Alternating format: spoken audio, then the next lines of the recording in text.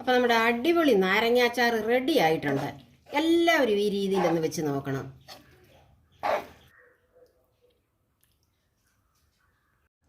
വലിയ കയ്പൊന്നുമില്ലാതെ നല്ല നാടൻ രീതിയിലുള്ള ഒരു നാരങ്ങാച്ചാർ വെക്കാൻ പോവുകയാണ്. അതെങ്ങനെയാണെന്നറിയാൻ നമുക്ക് നേരെ വീഡിയോയിലേക്ക് പോകാം. നമുക്ക് ആദ്യം ഈ നാരങ്ങ ഒന്ന് വഴറ്റിയെടുക്കണം. നാരങ്ങ വഴറ്റാനുള്ള ചീനച്ചട്ടി ഒന്ന് ചൂടാകട്ടെ. സാധാരണ എല്ലാവരും ഇത് വെള്ളത്തിലിട്ട് തിളപ്പിച്ചാണ് വഴറ്റിയെടുക്കുന്നത്. നമ്മളിത് എണ്ണയൊഴിച്ചാണ് വഴറ്റുന്നത്. നല്ലെണ്ണ ഒഴിച്ച് ഇതിലേക്ക് ഈ നാരങ്ങ ഇട്ട് കൊടുക്കാം. നല്ലതായിട്ട് ഇളക്കിക്കൊണ്ടിരിക്കണം. ഈ നാരങ്ങയുടെ തൊലിയുടെ പുറത്തെ വെള്ളമയമാണ് ഈ പൊട്ടുന്നത്, അല്ല വെള്ളം വീണതല്ല. ഏകദേശം ഒരു 10 മിനിറ്റെങ്കിലും വേണം നമുക്കിത് വഴന്ന് കിട്ടാൻ. ഇതിൻ്റെ പുറമല്ല ഒരുമാതിരി ഒരു ചെറിയതായിട്ട് ഒരു ബ്രൗൺ കളർ വരും. അപ്പം നമുക്കെടുക്കാം. ഇപ്പം നമ്മുടെ നാരങ്ങ നന്നായിട്ട് വഴന്നിട്ടുണ്ട്. ഇനി നമുക്കിത് കോരിയെടുത്ത് ആറാൻ വെക്കണം.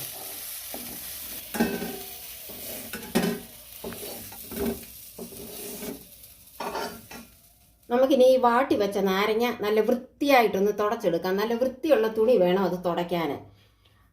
അതുപോലെ തന്നെ ഇതിങ്ങനെ നമ്മൾ വാട്ടിയെടുത്താലുള്ള ഗുണം എന്നാന്ന് ചോദിച്ചാൽ ഈ കയ്പ്പ് രസം എല്ലാം മാറി നല്ല രുചിയായിട്ട് വരും. അതുപോലെ നമുക്ക് കുഞ്ഞുങ്ങൾക്കോ അല്ലെ വലിയവർക്കോ വിദേശത്തോ എവിടെയെങ്കിലും നമുക്ക് കൊടുത്തു വിടാനാണെങ്കിലും കേടാകത്തില്ല. കുറേ നാളിത് ഇരുന്നോളൂ. അതൊക്കെയാണ് ഇതിൻ്റെ ഗുണങ്ങൾ.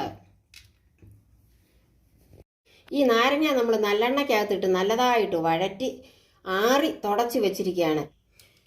അച്ചാറിടാനായിട്ട് നമ്മളൊരു 10 നാരങ്ങ എടുത്തിട്ടുണ്ട്.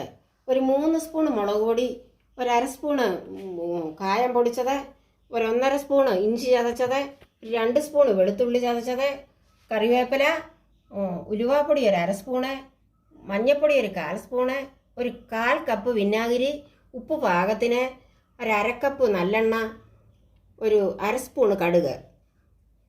ഇനി നമുക്കിത് 4ആയിട്ടൊന്ന് കട്ട് ചെയ്യാം. ഇത് നമ്മളിപ്പം 10 നാരങ്ങ എടുത്തിട്ടുള്ളൂ. എന്താണെന്ന് ചോദിച്ചാൽ നമ്മുടെ വീട്ടാവശ്യത്തിനായതുകൊണ്ട് ഒരുപാട് ഉണ്ടാക്കി വെക്കണ്ടല്ലോ.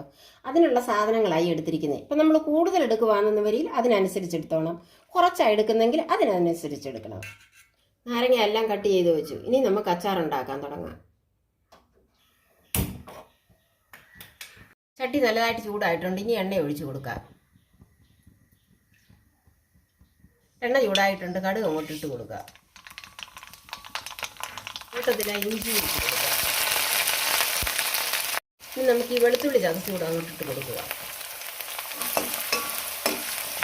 ഇനി ഇഞ്ചിയും വെളുത്തുള്ളിയും ചെറുതായിട്ടൊന്ന് ചുമന്ന് കഴിയുമ്പോൾ കരിവേപ്പില ഇട്ട് കൊടുക്കണം.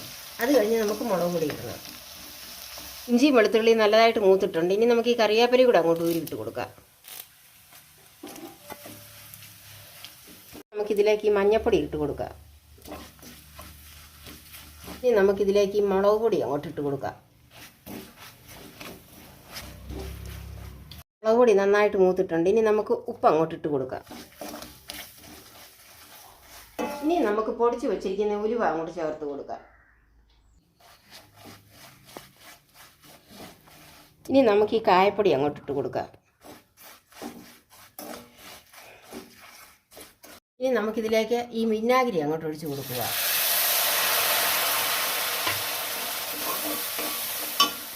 കൂട്ടത്തിൽ ഈ നാരങ്ങായും കൂടെ.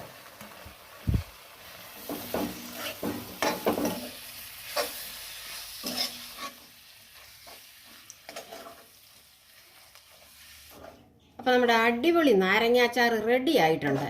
എല്ലാവരും ഈ രീതിയിലൊന്ന് വെച്ച് നോക്കണം. അപ്പം നമ്മുടെ അമ്മ ഉണ്ടാക്കിയ അടിപൊളി നാരങ്ങാച്ചാർ എല്ലാവർക്കും ഇഷ്ടമായെന്ന് കരുതുന്നു കേട്ടോ. അപ്പോൾ എല്ലാവരും ഈ രീതിയിലൊക്കെ നാരങ്ങാച്ചാർ ഒന്ന് വെച്ച് നോക്കണം. എന്നിട്ട് അഭിപ്രായങ്ങൾ പറയാൻ മടിക്കരുത്. അപ്പം അടുത്ത നല്ലൊരു വീഡിയോയിൽ ഉടൻ തന്നെ നമ്മൾ വരുന്നതാണ്. തൽക്കാലത്തേക്ക് ബൈ ബൈ.